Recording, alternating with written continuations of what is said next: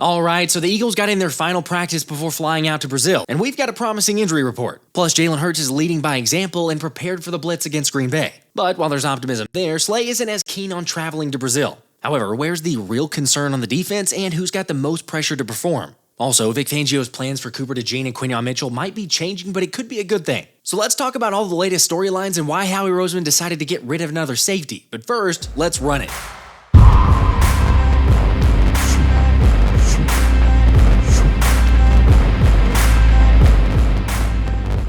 What's up, guys? Let's start with a quick shout out to the official sponsor of the Philly Special Show, Underdog Fantasy, as we've had a pretty good start to the season with the college football picks. But it's only going to get better now that the NFL is here. So don't miss out. Obviously, we talk about these picks on the live streams. And by the way, Underdog's got a pretty sweet deal with a Jalen Hurts special coming up, so don't miss out on that. Just use my code PHILLYSPECIAL whenever you sign up, a link in the description, and you can get up to $1,000 in bonus cash. Anyway, let's start with the Eagles getting in their final practice before flying out to Brazil, making sure to get those preparations in to take on the Packers. Now, I'm with you that hopefully it's similar to what they did last time they played Green Bay, because Jalen put on a masterclass, with QB1 accounting for 153 passing yards and 2 touchdowns, while also racking up 157 yards on the ground and being virtually unstoppable, where, as we all remember, the Birds won a shootout 40-33. Okay, yeah, I highly doubt it's going to be that high scoring, and I hear you, we probably don't want Jalen running the football 17 times. However, the fact that he's shown that he's fully healthy and can be a threat in the running game just makes this offense that much more dynamic. But let's be honest, while he'll likely run the ball less, Hurts is improving, as Kellen Moore admitted once again that QB1 has really grasped the offense and taking control of the added responsibilities. For example, like calling the protection and growing in that area of his game. I think there's a different approach in some areas and some facets. I think Cam has really done a really good job just taking that role on and really taking on the responsibilities of what comes with leading that group. You know, I think in the end, I think when you look at this upcoming season and what you may have seen from years past, is just different autonomy in different places. You know, we had a great player here, Jason Kelsey, who took on a lot of responsibility, and as a result of that, I was told not to worry about a lot of things. And so my eagerness to learn and all of that over the years, you know, kind of was halted because of who we had. But now times are different, and I'm excited for that journey for this football team. There's things that happen at the line of scrimmage. There's some teams that it's all, all the quarterback. There's some teams that it's all the center. There's some teams that's a mix. And, and so, again, it was Jalen being able to do some other things at the line of scrimmage, and Kelsey handling a big portion of it. What he said is, what he said is 100% true. This is going to be one of those areas to really keep an eye on for Friday night, because new Packers defensive coordinator Jeff Hafley isn't hiding the fact that the Cheeseheads will be going after Hurts, citing goals to confuse and create turnovers while believing they can ultimately lead the league in turnovers forced. Well, sometimes dreams can turn into nightmares, Lou.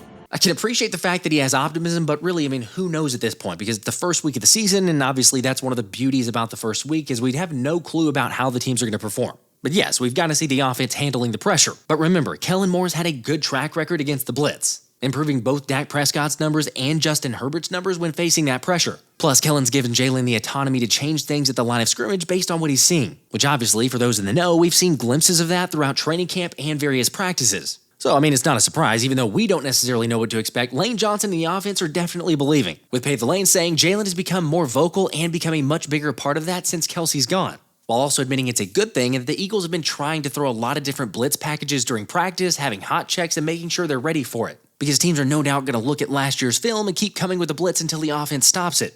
Exactly, combine the growth with the new scheme and obviously one of the most dominant running backs in the NFL, and the outlook is promising. Oh yeah, not to mention our new wide receiver 3, who I've mentioned previously about the fit in the offense and one of his biggest areas for impact. As did A.J. Brown, who pointed out why Jahan Dotson will prove crucial to the success of this season. He has a big opportunity in front of him. I'm not going to put too much on his plate, but he does. And I can tell you guys, when I line up, I know they're yelling out 11 in the slot, 11 outside, and most of the time, I'm getting coverage rotated to me, most importantly. And, Smitty has his one-on-one matchups, and I don't know how they do with Smitty, so I don't really speak for myself, but I know they account for Smitty as well. So when you look up, I ain't going to say you're not really worried about him, but they're probably not gonna put their best guy over there.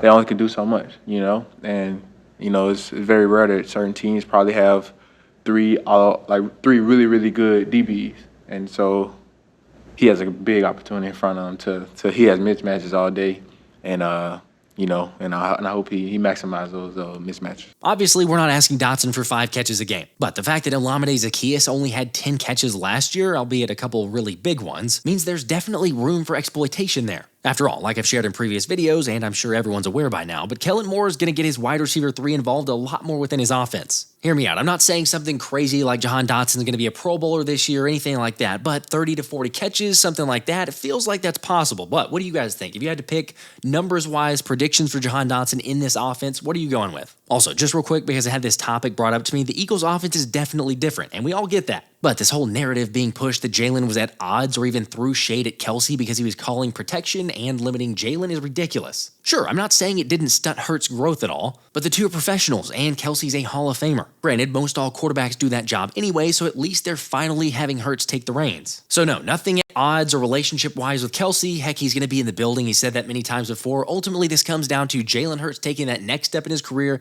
which is a promising sign. So while that's a non-issue, one thing that is an actual at-odds storyline is the deal with the Jets and Hassan Reddick, as neither side has made any progress, while Haas still is not attending anything with the team, meaning his fines are somewhere around the $4 million number. Like, not great for him, obviously. But also, here you have the Jets and GM Joe Douglas being down a pass rusher and third-round pick in 2026 with nothing to show for it, leaving them in an understandably uncomfortable position. One that Adam Schefter gets the sense is only continuing to sour and not headed in the right direction. Meanwhile, the Eagles are in a comfortable position, or at least more comfortable, with the birds flying in style to Brazil thanks to American Airlines offering the biggest plane in their fleet in order to help the squad remain as comfortable as possible. My dogs are barking today. Whew. Oh. That feels better. I get that some things are really irritating, especially with the recent reports of Brazil and the concerns and questions there, like the wildfires around the city, Brazil banning usage of X, and just general concerns for public safety. Plus, to have a home game in Philly taken away has caused more than a little frustration from fans. Add on top of that takes like this from the players, and it only adds fuel to the fire. Man, I do not want to go to Brazil. You want to know why? I'm here to tell you why. They already told us not to leave the hotel. They told us we can't do too much going on because the crime rate is crazy. You know what I'm saying? I'm like, NFL, why would y'all want to send us somewhere with the crime rate this high? And like, we out the country. So, you know, the first thing people think is like something terrible can possibly happen. I told my family, do not come down there because, like, I'm not going to be nowhere to be found. Really, I'm going to be in a hotel chilling, minding my business, playing my game after a long 9.5-hour flight. So I don't have no intentions on doing nothing. I'm going to eat hotel food. I'm doing everything. But they said, yeah, man, it's going to be pretty crazy down there. You know, the police said they're going to be, you know, try to be the best they could possibly be with the top flight security of the world, Craig.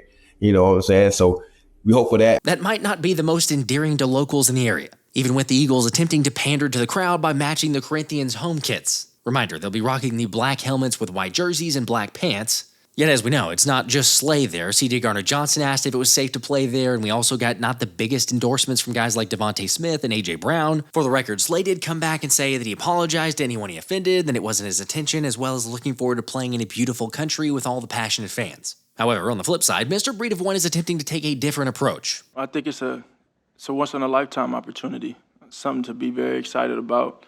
You know, the international stage, Brazil.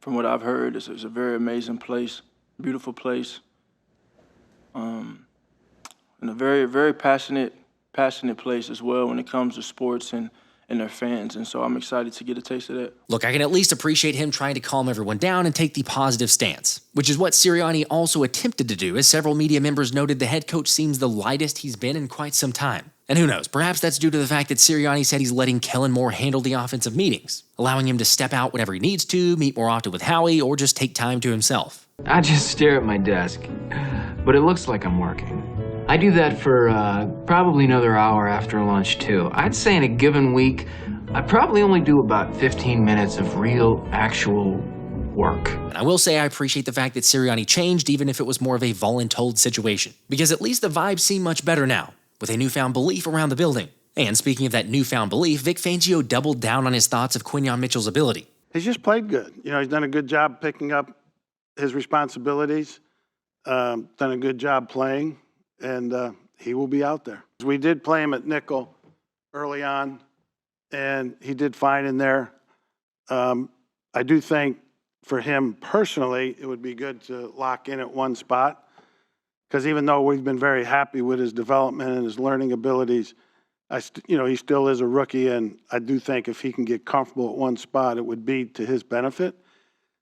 But we may not be able to do that. It probably wouldn't surprise most people to see Q playing on the outside by the middle of the season. However, it does seem like he's destined to start on the nickel and then figure things out as the season goes along. By the way, the hint of not being able to do that for Q playing one position is most likely due to the fact of Cooper DeJean not being ready. I think he's as prepared as he can be. But having said that, no, not where he needs to be. Who doesn't appreciate brutal honesty? For real, I mean, sure, you'd like to hear Coop is good to go, yet Fangio calls it like he sees it, as DeJean had a couple good moments in his only preseason game, but also had a couple miscues. So combine that with the fact that he just hasn't been able to get in as many reps due to the hamstring injury to start camp, and that's not really a surprise. Although again, once he's fully ramped up, that's where I'd imagine Coop ends up being the guy at the nickel. Also, I know this has been an ongoing topic, but did Fangio's comments change your thoughts about Coop or Q or anything there with the nickel? Or how about Bryce Huff, who the DC said is improving but still needs to continue improving, especially when it comes to seeing new offensive looks and getting the reps in? And then there's also the take about Jalen Carter and Jordan Davis's conditioning, as Fangio believes in both players, yet admitted he's not sure because they haven't been pushed to play the number of intense snaps like practice that they would in a game. I got a lot on my shoulder, and I'm ready to step up to the plate and show what I can do. Do you like that? That there might be some pressure on you? Oh yeah, I like that. I ain't got no problem with it. It's football, it's my job. There's gonna be pressure some weeks, and then some weeks it's not. It's on and off and stuff like that. How do you deal with that stuff? I just be myself. Yeah. How much do you lean on Jordan? How much do you lean on Jordan Davis too? How much do you lean on him in regards to that? Yeah. I lean on him a lot. He's big body. We need first, second down. He does a third down so we can get a 3 and out. I talk to him every day, every down when we in the game and practice and all that, we learn off each other. By the way, as if that wasn't enough, the linebacker topic was also brought up with no guarantees on solidified starters, since the positional battles will apparently continue on into the season. Which personally, yes, I don't love to hear. Again, I love the brutal honesty and I want to know what's going on with the squad, but at the same time, there's some concerns there, especially with the D-line, the linebacker area, safety depth, all the side on the defense. I think there's a lot of question marks coming into this game. Still, let me just say, I'm trusting Fangio, but it's just one of those that you're like, okay, it could be better. Hopefully it starts to transpire that way as we get going. Of course, yes, no player missed practice completely due to injury, but Devin White was listed as a limited participant due to an ankle injury, while also Isaiah Rodgers was limited with a hand injury, but apparently I think all things should be fine. Anyway, lots of questions on the defense, especially the ones that Fangio mentioned. But what's the biggest question mark for you out of the ones that I mentioned? Also, a positive is that Sidney Brown is basically a foregone conclusion at this point that he should be ready by week 6. And then the same hope is with James Bradberry, but we'll see on his official timeline. However, in the more immediate news, the Eagles' injury report seems to be pretty promising ahead of Friday's game, as all 53 guys were practicing in some capacity, which is the same to be said for the Packers. As Green Bay head coach Matt LaFleur said, it's one of his healthiest units he's had entering an opener. So let's go, both squads at full strength. And I know I've said this before, but my excitement level is probably even more than Sirianni's seeing Saquon at this point. This is Philly's first chance to see Saquon Barkley. I'm just excited as them. I tell him all the time, he's a superhuman.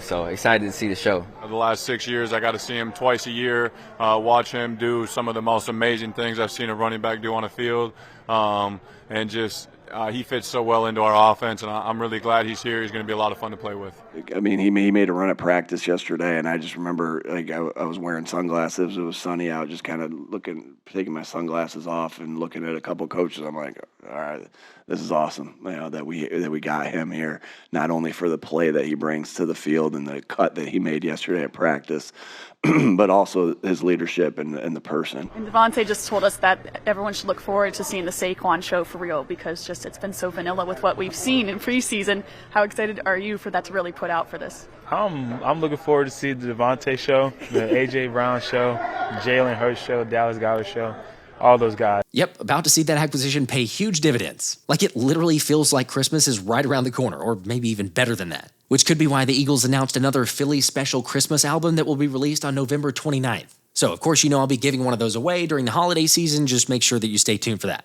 Also, just a reminder, but we will be live streaming during the Packers game for anyone who doesn't have Peacock or an ability to watch the game in Brazil. Or even if you can watch it and just want to hang out, feel free to swing by. And then lastly, let's mention the recent move from Howie Roseman, as enough is never enough. with the Eagles announcing they signed Jack Driscoll to bring him back, this time to the practice squad, as well as wide receiver Kyle Phillips, while releasing tight end Kevin Foelsch and safety Caden Sterns. So cool, good for Driscoll and not a bad option for the practice squad, I suppose. But what the heck is up with Caden Sterns? I mean, I was already on the fence with the move anyway. Since after all, the Broncos released him only for the Panthers to sign him and then for Sterns to fail a physical and get released. However, after Howie made the move to pick him up, knowing full well that he wasn't healthy, it seemed like it was the long-term play. Yet unfortunately, the 24-year-old's patella tendon injury must be worse than they had even hoped, as he's now being let go. So hopefully he's able to recover, but still, all in all, it's a weird situation. Now, as for the other signing of Kyle Phillips, he's a former 5th-round pick out of UCLA in the 2022 draft by the Tennessee Titans, where over the course of 196 offensive snaps, Phillips managed to haul in 23 catches on 35 targets for 259 yards. So yeah, not great, but it's probably his punt returning as to why they added him to the practice squad, since Phillips has recorded 9 returns for 85 yards at a 9.4 average. Obviously, you hope that Britton Covey never gets injured, but clearly Howie felt like these moves were better for the here and now.